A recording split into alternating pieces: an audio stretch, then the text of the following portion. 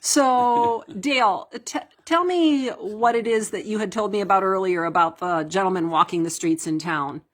They had a gentleman and various people through the years that was the scavenger.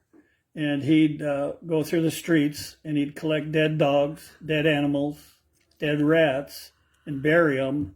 And he'd get, like $1 a piece, but he kept the streets clean, sort of like a modern day dog catcher somewhat.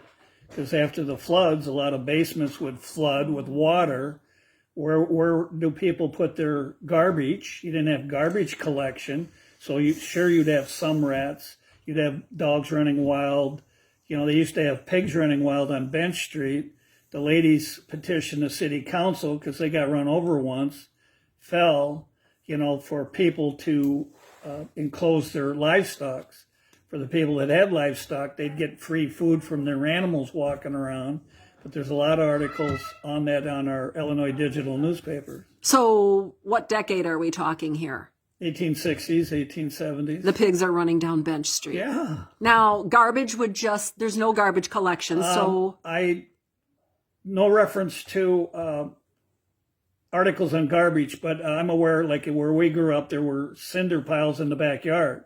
So people would have burned garbage. There's articles on Old City Cemetery that people used to throw their trash into the cemetery over the fence, bottles, food waste, organic stuff, because there was piles of that. There's articles that mention that, so I don't know where people, if you had a well or an old cistern, you could dump it down there, but, where would we think about it? They didn't have a lot of paper goods, plastic goods.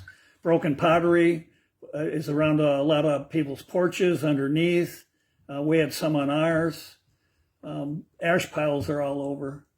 But the animals are run wild to get their food. Wow, interesting.